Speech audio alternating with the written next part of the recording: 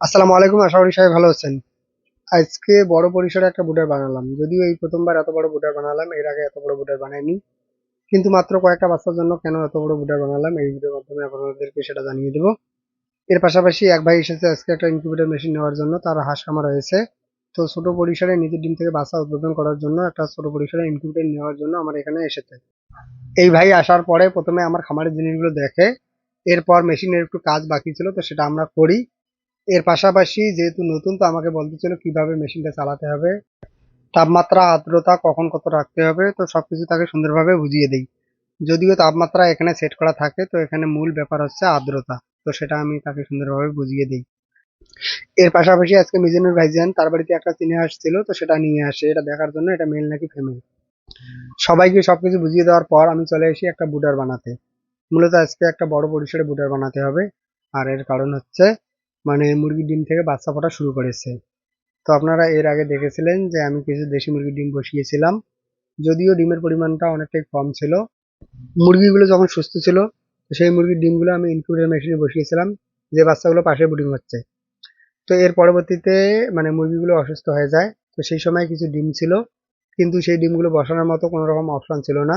তো পরবর্তীতে আমি ডিমগুলো ফ্রিজে রেখে দেই, যেটা অনেক দিন সংরক্ষণ করেছিলাম ফ্রিজে। তো যার ফলে 30টা ডিমের মধ্যে মাত্র 15টা বাচ্চা ফোটে। মাত্র 15 পিস দেশি মুরগির বাচ্চার জন্য এত বড় বুটার বানানোর কারণ হচ্ছে কয়েকদিনের মধ্যে আমার কোয়েল পাখির ডিম থেকে বাচ্চা ফুটবে। তো উপরওয়ালা যদি সবকিছু ঠিকঠাক রাখে, পরবর্তীতে সেই বাচ্চাগুলোকে এই বুটারের মধ্যে ব্রুডিং করব। তো এর আগে আপনারা দেখেছিলেন অনেকবার আমি ব্রুডিং বানিয়েছিলাম, আবার সেগুলোকে কয়েকদিন পরে ভেঙে দিয়েছিলাম। তো ধাপে ধাপে আমার কয়েকটা করে দেশি মুরগির বাচ্চা ফুটেছে, তার জন্য বারবার আমাকে এই বুডারগুলো তৈরি করতে হয়েছিল। আর বারবার বুডার তৈরি করা তো এটা একটা পরিশ্রমের কাজ। যদিও কোয়েল পাখির ডিম থেকে বাচ্চা ফুটতে এখনো 5 থেকে 7 দিনের মতো সময় লাগবে। এই 5 থেকে 7 দিন এই বাচ্চাগুলো এই ব্রুডিংটার মধ্যে থাকবে।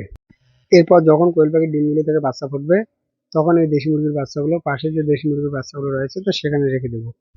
তো আমার ব্রুডারটা তৈরি করা শেষ, এখন বাচ্চাগুলোকে এনে এখানে ছেড়ে দেবো। তো তার আগে যেটা করবো সেটা হচ্ছে যে কোয়েল পাখির ডিমগুলোকে একটু নাড়াচাড়া করে দেবো। তো এগুলো হচ্ছে আমার ম্যানুয়াল মেশিন।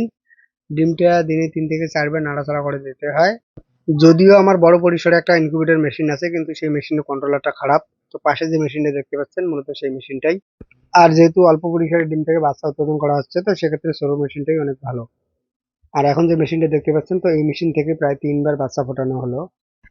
আর যখন থেকে মেশিনটাতে ডিম দেওয়া শুরু করেছি, তখন থেকে এই মেশিনটা কোনো রকম রেস্ট পায়নি।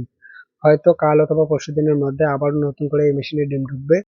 তবে একটা মেশিনে নয়, দুটো মেশিনে ডিম বসিয়ে দেব।